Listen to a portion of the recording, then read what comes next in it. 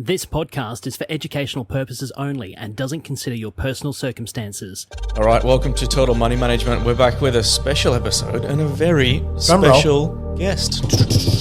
We're with Dan today. Dan's actually one of our clients. Well, if I go a bit further back, he's one of your clients from a long time ago. Yes. While Tom and I were still in the womb, I think. Yeah. No, Dan and I were just talking about it offline. Dan was like very early on when I was with Pete Wargent and Next Level Wealth. Right. And Dan was one of the early clients, which we were talking about beforehand, was just after you and Tom, right, on Stock Market Mentor. Yeah, so right? we don't have a better looking Tom today. No. This is a different person. If you're watching, this is a different person. Tom got a great tan, by the way. So Dan, welcome. It's really good to have you. Thank you very much. Yeah, thanks for coming on, Dan. What we wanted to do, let me just a little bit of background. What we thought would help people is just giving Dan's experience. Dan's done the three wells. We're not.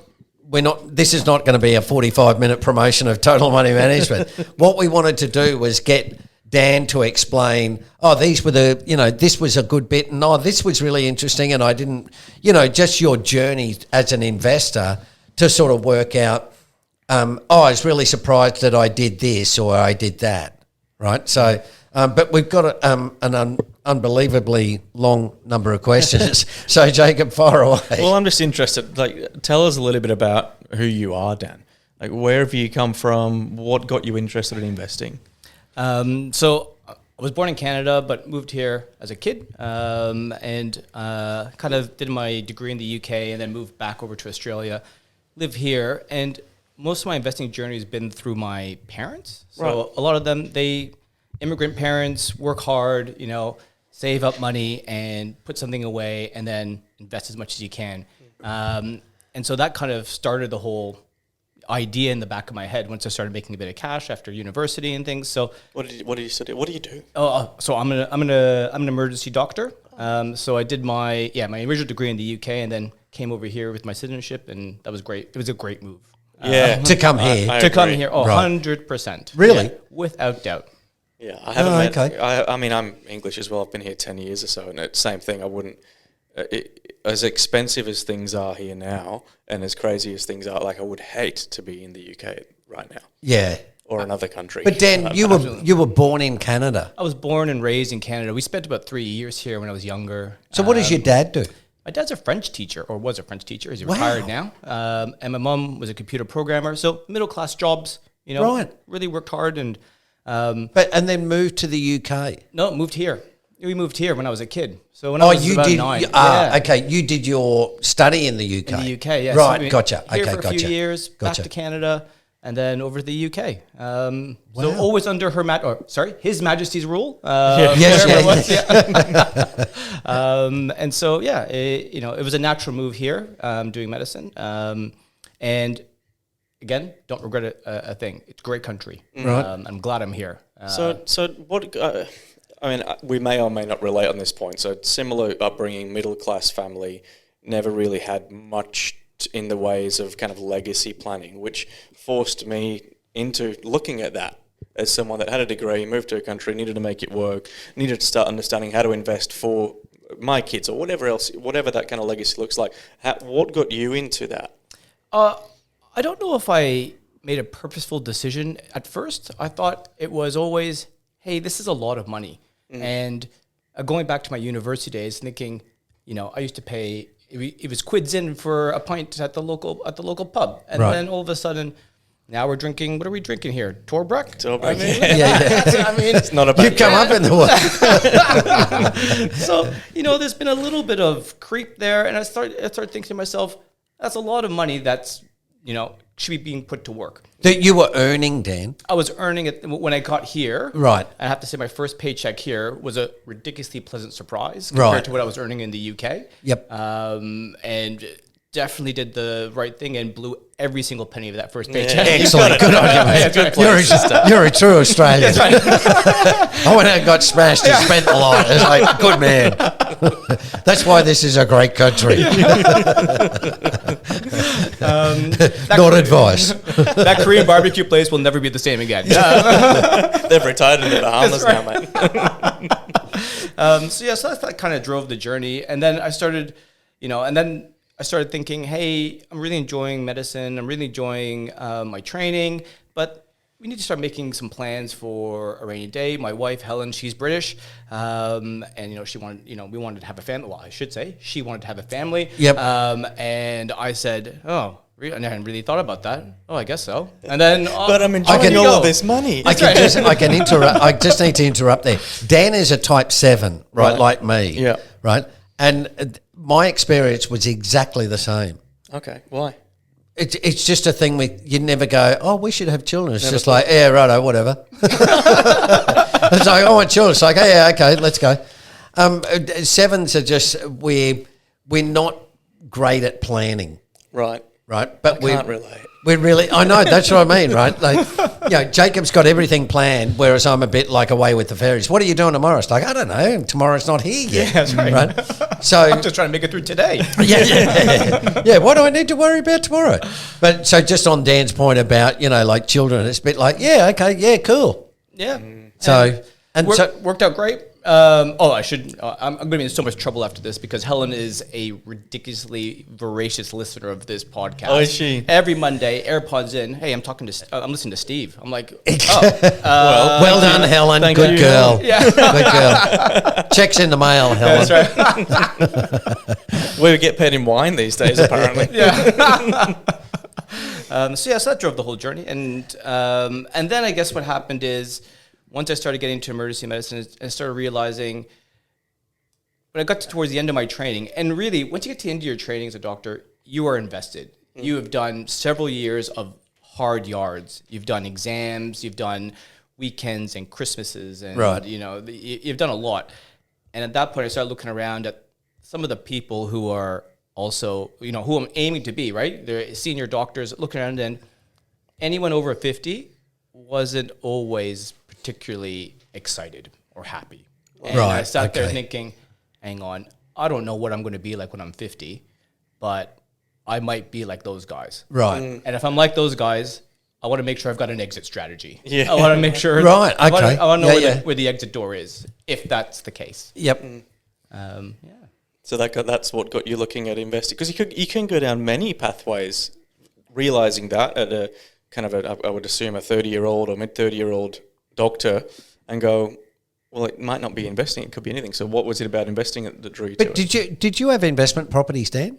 So I ended up with again, looking at our first home in Australia, we bought having read tons of books, and I started doing a lot about real estate and looking at trying to learn and try to get ahead. And Helen and I were looking at houses, and neither of us could ever agree. We'd walk into a house, and I go, "This is beautiful," and Helen go, "Absolutely not," and the same vice versa. So needless to say, Dan, you never bought those houses, right. did you? And then I said, "Well, look, we are just not coming up to the same page here.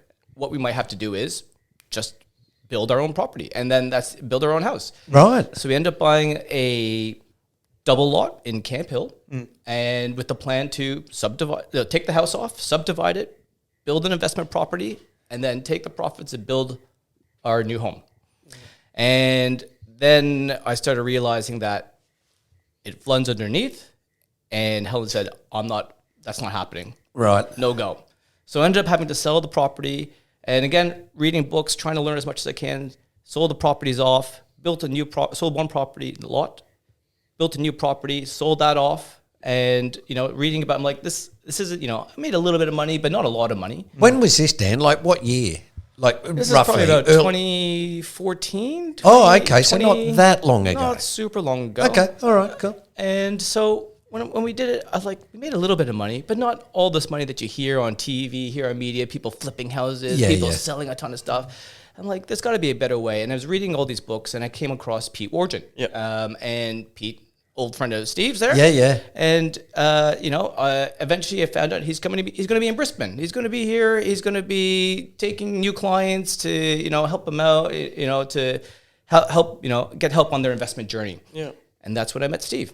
And Yeah. Serendipitous. totally by accident. Because, I went in the room and I said, oh, I know this guy. That's Pete. Who the hell is this other guy? Was that in, when was that, Dan? Was that in Brisbane at the seminar? Yeah. So we were, that was Brisbane you were in one of the Eagle Street things. Okay. Yeah. Pete had offices in Watto.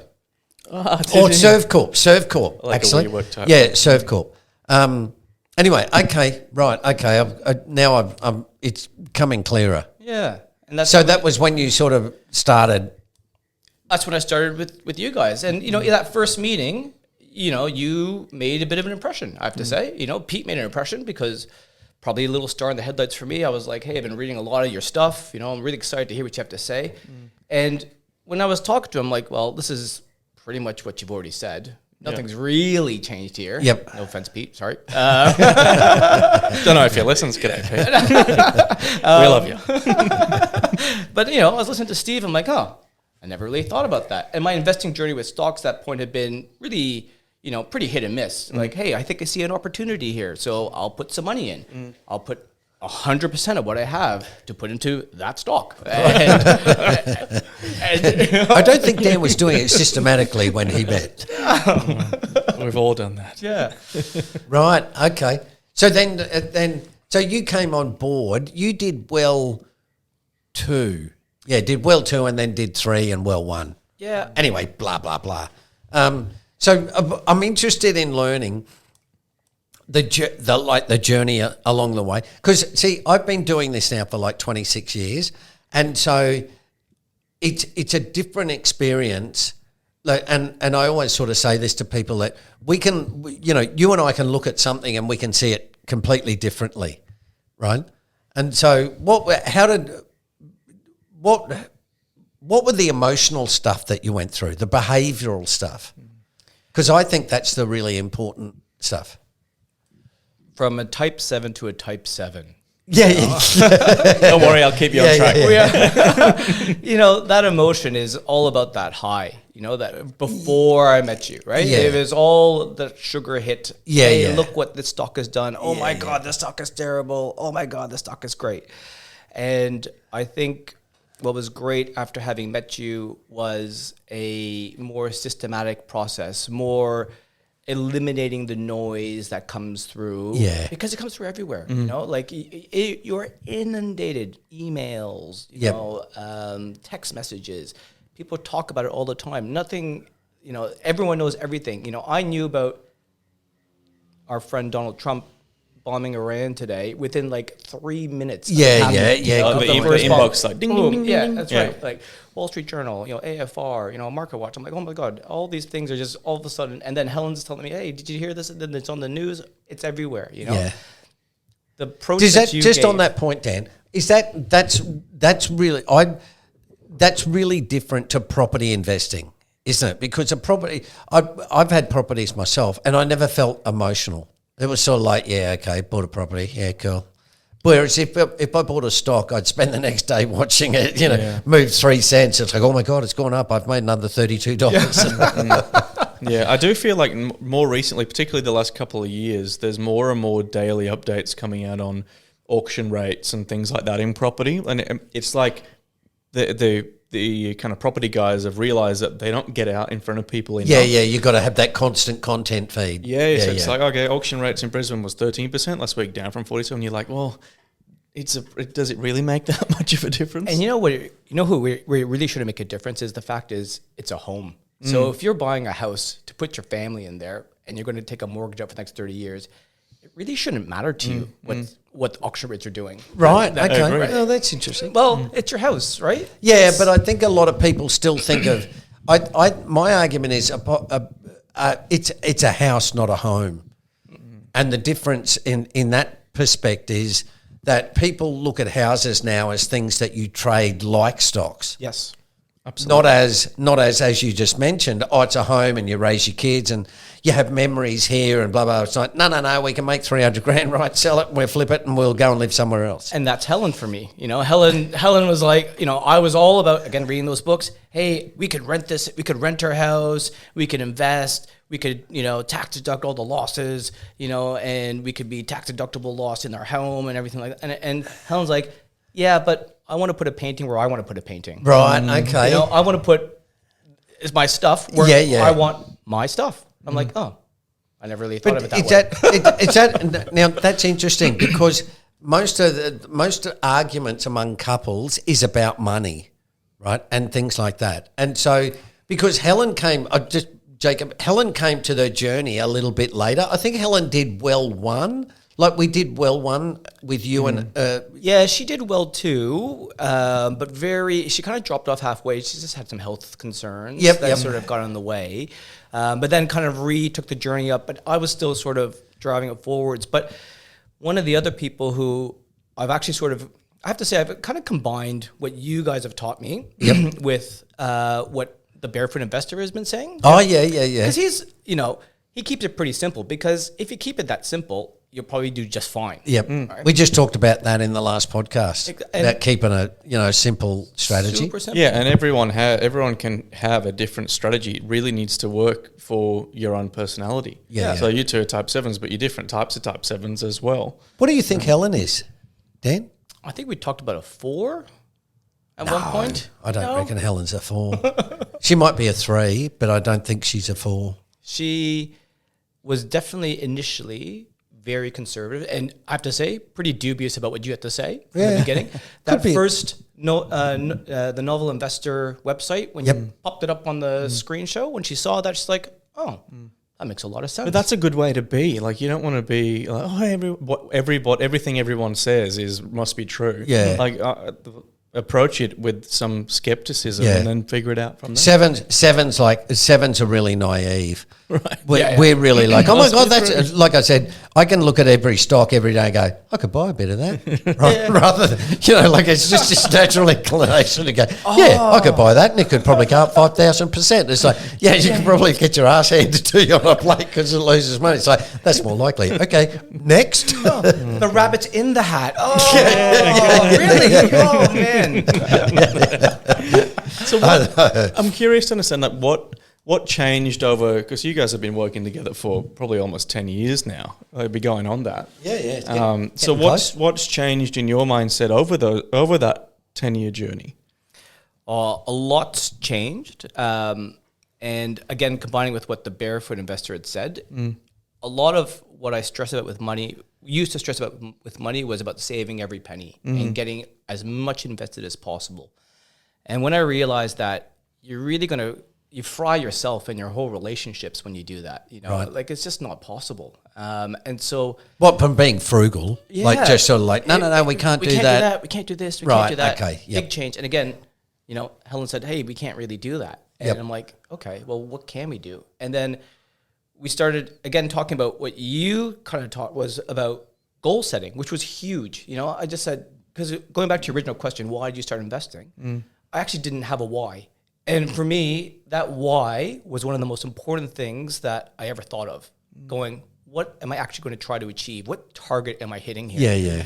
And then when I did that, I started going, well, if I actually just save X amount a month and I achieve a return of 10 to 11% a year for that time, I can retire at this age. Right. Simple as that. And that was a big game changer. Putting that within a systematic sort of approach was the biggest change that we made. And it made us incredibly happier for it. We don't argue about money anymore. Or pretty rarely argue about money.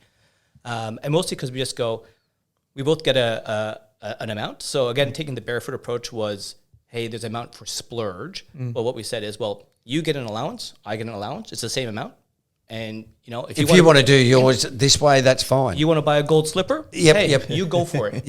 I want to buy new golf clubs? You go for it. As long as you save it, it's on you. Yeah. So boys' weekend last weekend or weekend before, had to shell up, no problems, had to save up, but, it works. And it worked really well, So we just save an amount every month. And that's paying yourself first. Again, going back to that barefoot sort of theory, pay yourself first, that amount, no matter what, that goes into one of our offsets. And that's for investing, full stop. Yeah. Everything else, if we go over for everything else, that means we got to start cutting down all the other costs. Do you argue about investments? Like, We do now. So since, again, listen to your podcast. I don't know what the hell you guys were talking about, but she started going she's like, oh, that's interesting. We should invest in that, you know? And right, okay. Woodside. yeah. She gets her toe, she dips her toe in, she likes, she, again, going through the risk hierarchy sort of things. That's one of the things you guys taught me as well was, hey, you invest in a company, absolutely, you can invest in a company, but that is a You're riskier rolling the investment. dice. You're rolling the dice a little yeah. more. And going back to energy, for example, in Woodside, I just said, well, let's put our money into energy ETFs rather than, one specific stock. Yep. He's learned, hasn't he? Yeah, he A has. little bit. Well yeah. done. Well, Takes it on board, this boy.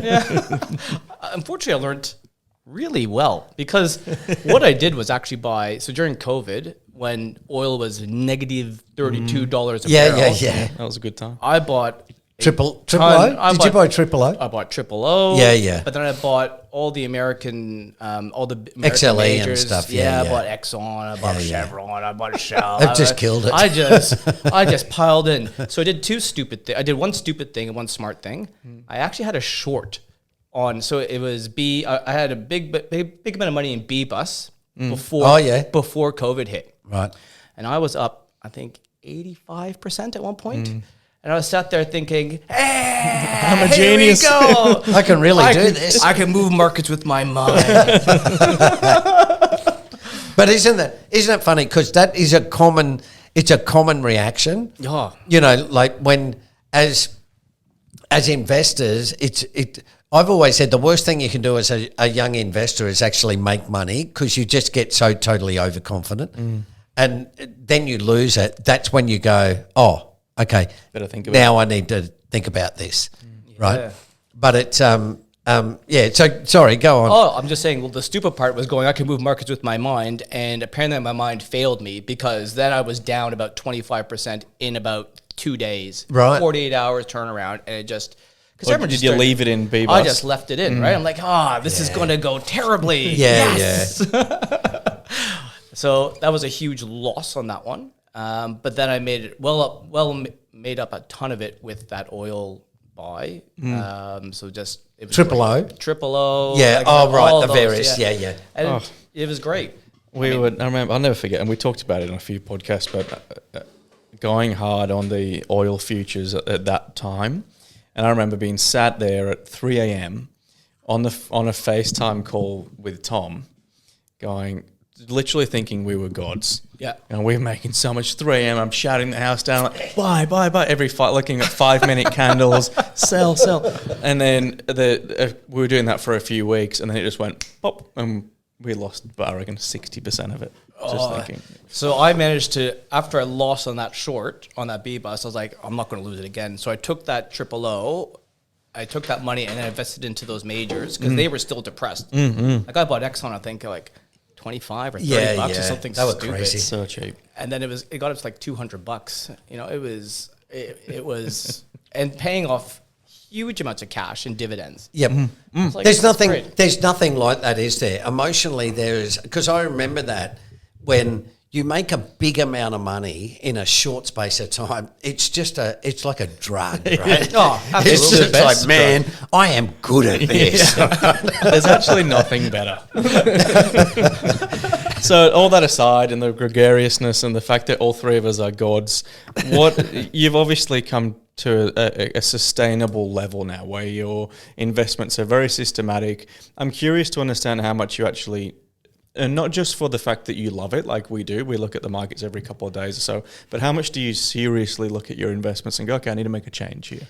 Again, going back to how we talked about personalities and recognizing that I'm in very much danger of playing with that. I think you just got to know that. Over trading. Absolutely. Yeah. So my super is in our super. Sorry, Helen. Our super is in one account, which I look at pretty rarely. So maybe once a quarter, I'll take a look. I'll try to rebalance a little bit, and that's it. Self-managed? Self-managed. Yeah. And then with our own with the money that we're trying to make to, fuel an early retirement, that one I'd look at maybe every other or every 2 or 3 days. Most because you just like looking at it. Not gonna lie to you. Yeah, we're on the same. It's just interesting, isn't it? It is. I have the same thing. Like as I said, I've been doing this for 26 years. I still get excited when I get up in the morning, and it's like, what happened overnight? What's my portfolio done? And it's still like, oh, that's great. This one went up and this one went down, and it's just as I said, it's like a drug, and it's one of those things that it's sort of not, you can't really convey it. No. It's a bit. Warren Buffett said when you talk about value investing, he said, you either get it or you don't, and it's a little bit. I feel like it's a little bit like that. Yeah, I was more curious because you look at it every day, but you seldom make a decision on buying or selling every day unless you're doing a shorter term strategy. Well, I think that's a decision, right? So that's that's the decision in itself. To actually have the discipline to go, I'm not doing anything. Not making a decision is a decision. Go and play golf. Absolutely. That's my drug as well. Like, go and play some golf. It'll take me off it for 5 hours. So what's the fun part? Just looking at it? The fun part is, I think, trying to keep ticking the ball over. So keep ticking, in basketball, you just got to keep ticking the scoreboard. The scoreboard over. Yeah, the scoreboard over.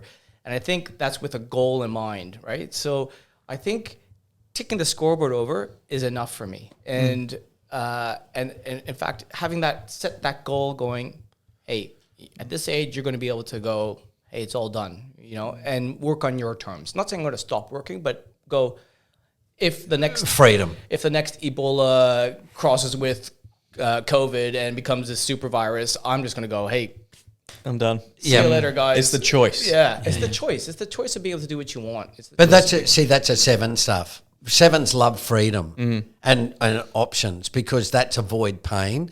Whereas I remember when I spoke to Tom and Jacob when we first were, working together, and I said, if you had $50 million, what would you do? And Tom was like, I don't care, I'd do anything, which was like freedom, right? I could do anything I want. Jacob was like, I'm going to build a business. I'm going to do okay, I think you might be a type 3. Tom and I are in the Bahamas smoking fat cigars, drinking umbrella drinks, and Jacob's building his third Starbucks or something, right? Right? It's like idiots still back there, serving coffee. Right, but it's funny because it's the different personality types really impacts the way you do things.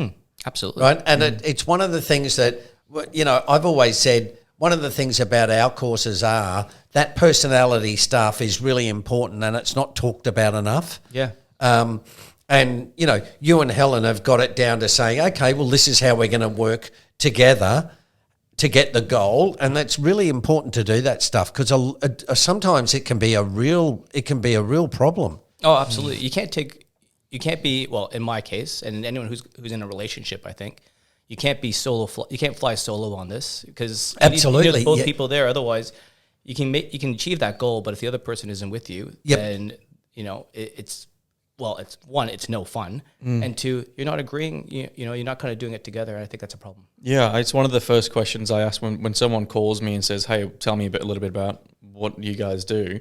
It's one of the first things I say is, "Are you in a relationship? Are you including the other half?" Yep. And if they say no, then I'll spend half an hour explaining why they probably should. Sure, yeah. Because at some point in the next chapter, you're going to have a disagreement, and when that happens, you need to be able to come together and talk about it. I remember in Japan, this is, with my now ex-wife, but my wife at the time, I'd made a really big amount of money.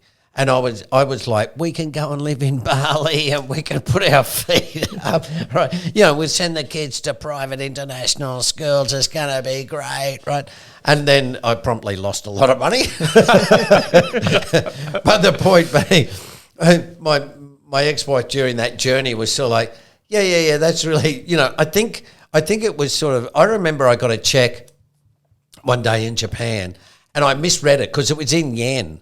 And I thought it was $1,000, and it turned out to be, I think it was like 11,000 or something, right? And because I looked at it and sort of went, oh yeah, and put it on the desk, not realising it was from Bank of America, right? I invested in 211 and did really well.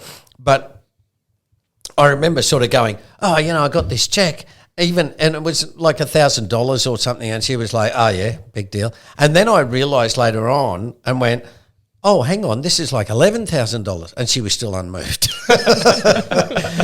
That's when I thought, this is a solo journey. but we, her and I had bought properties, right, before we came to Japan.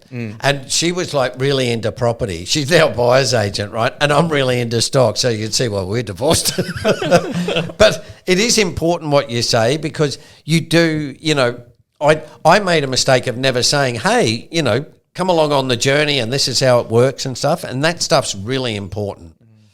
I mean, I dragged her kicking and screaming, I think, initially. And now I think it'd be the other way around. You know, if I ever said, hey, you know, maybe we don't need those guys, she'd be like, what are you talking about? Are you kidding me? Right. Just re-sign up. Like, Good on you, Helen. Thank you, Helen. Yeah.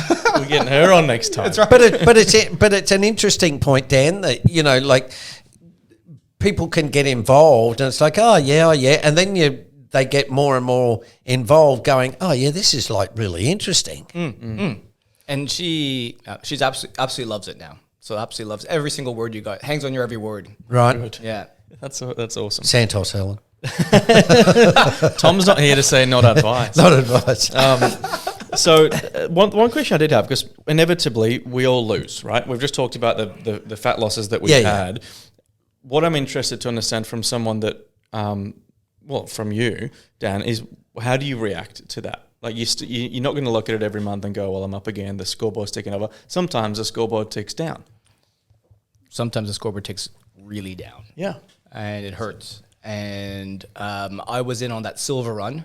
I was all over it. And I was euphorious, you know, telling my mates, what are you doing? It's never going to stop. Like, what a great run. But thankfully, Helen and your voices in my head now going, hang on, maybe this isn't going to go to the moon. Maybe this is going to stop at some point. Good. So we pulled off. What was that lesson on rebalancing we talked about? That's right. We pulled off quite a bit, which is great, but we still lost a lot right at the end. Right. Because we were in leveraged. We were leveraged silver. Right. You know? Okay. So leveraged. So, you know, I'm like, who? Fun risk. on the way up. Risk. What's risk? So that hurt. And watching that go down hurt. But I think, again, having learnt a lot through here, it's, hey, those ups are always followed by downs. Yeah. And the mean downs, reversion stuff. You know, that mean reversion was huge. You know, the idea of mean reversion was huge. You know, just investing in things that really can't go bankrupt, for example. You know, they not can't go bankrupt, but have a very low probability of going bankrupt. And when you do those, you go, okay, it's down. You know, and now that I'm not putting every single penny I've got into the stock at, you know, $40. Yep. You know, when the stock's at Yes, $20, an allocation part. then I go, hey, okay, well, we got some money to chip back in here, and you're back on top. You know, you're ready to go.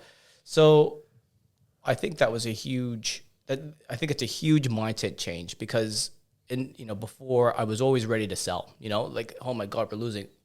I want my money back. Let's get that. Right. Money. Okay. Let's keep as much as we can. Let that drop. You know, that's a dud. We're done. And now we've changed, you know, our focus into more, pretty much solely ETFs. Right. Each of us every once in a while goes, oh, we should invest in XYZ company. And, you know, and then we come back and like, no, let's just stick with the ETFs, keep it rolling, keep the scoreboard ticking over. Not Santos, Helen. Well, it's the Taleb stuff. It's okay to do with a small percentage of your portfolio on something speculative. Yeah, the barbell stuff. Yeah. It's just when you go the other way and put 80% of it in speculative mining stocks, like what I did when I first started. Yes. That was wrong. It depends which way the market turned, if it was wrong or not. Oh, mate, the short version is it went up about 400%. I made more money than I've ever seen. And then they didn't pull the right rubies out the ground, and they were smaller and not as high quality or something. And then it went to zero, bankrupt in about a week. Oh, So, and then I said, Steve, I need to learn something. This is 8 years ago or so. I need to learn how to not go bankrupt. Can Yeah. you help? But it's funny, isn't it? Because it's such a fundamental point, right? It's such a fundamental point. The But Buffettism? No, the stuff about, not going bankrupt. Yeah. And of course, when you're up like 250% in 3 months, you've got absolutely no idea that, nothing is going to bankrupt you, right? And then it just turns, right? And then as it goes down, you think you're getting another opportunity. Like you buy the dip moment. It's halved. I can double up and, I'm going to get another 400%. And right, then it just keeps going down and down. Yeah, that part hurt, I have to say. Watching silver drop and then going, Yeah. maybe I should. I'm like, no, just take the money that you made, say, I made X amount on silver, and walk away. Walk away. Get back to Well, the I drawing put, board. I on, what's today? Thursday. On Tuesday? Yeah, Tuesday night I sold the remainder of my gold. Now I bought it at 13. I sold half of it, or around half, I think, at 90. And then I sold the rest of it on Tuesday night at, I think it was 54. Or something. Okay. Yep. Now, I still made good money out of it. Yeah. But it's that thing where you go, man, should have sold more of it at 90, Because you could cut that story much shorter and go, hey, I bought it at 13 and sold it at 54. No one hears that pain. Yes, yeah. That's a really good point. Absolutely. Everyone goes, Absolutely. oh my God, that's great. Yeah, that's Yes. a good point. I'll never forget. We're sat here in the podcast, and after we finish, he's like, I'm selling half my gold stocks tonight. And I was like, okay. And the day after, it dropped. Yes, I could not believe it. Yeah. It just sold the top, and the day after, it dropped about 25% 10, or something. But that was luck on my part. Yeah. It wasn't skill. It was just me going, okay, it's time to, bail out. The old man's got another win. Yeah, absolutely. Yeah. I traded off on a Steve told you so on that one. So what? I've been thinking about another question. It's not actually on these, but what would you, if you had to do it all again? What would you change? What would you start? Would you start any differently, or? Well, that's a difficult question, because I have to say, I think everyone's journey is different, right? And I think there's no one step that you can omit to kind of get to the point where you're at. Every part that you've done, all the mistakes you've made, makes you where you are here today. Yeah. So, I mean, I do wish, no naked plug here. I do wish we'd met earlier, so I could have had more of a focus and more of a systematic approach, and really setting my why was really that big one. And then understanding risk, I think, was huge. Trying to understand risk and capital allocation really changed a lot of how I was thinking. Using country ETFs, I think, changed a lot of how I was thinking. Talking about correlation, things like that, was huge. I wish I'd understood that a lot earlier. There's just not a lot of resources like what we're talking about here. Yeah. I've read a lot. I've read a lot about investing, and I don't think I have a resource that I could have said, hey, I could have learned that from XYZ book or XYZ author. They're very bland, aren't they?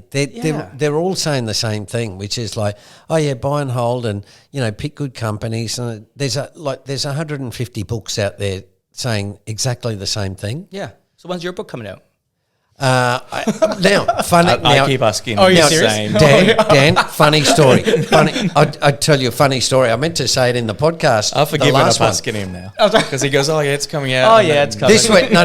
This week, Wargent and I got the check or the receipt from Low Rate High Returns, right? So I got an email on, I think it was Monday. Yeah, Monday, because we were talking Tuesday night, where they wrote to me and they said, Here's the what do you call it? The royalties, right? Oh yeah. But it's in a PDF, and I'm thinking, oh right, okay. So I click home, and it's like $280, and it's like, okay, Yeah. Bahamas next year. But I did write back to them and go, hey, I've written another book. Would you like to publish it? He's got it finished. We just need to get it published and sent out. Oh. Yes, it's that 7 thing. It's like, I'll get around to it. Yeah, I'll get around to Happen. Yeah. it. Yeah.